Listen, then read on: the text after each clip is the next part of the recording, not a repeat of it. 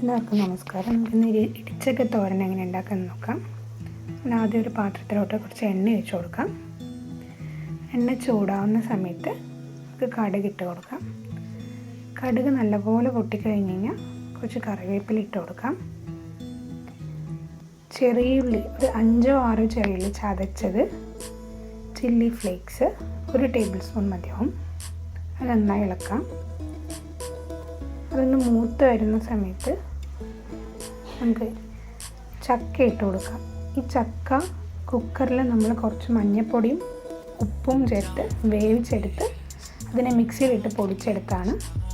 അതിട്ട് കൊടുത്ത് നന്നായി ഇളക്കാം.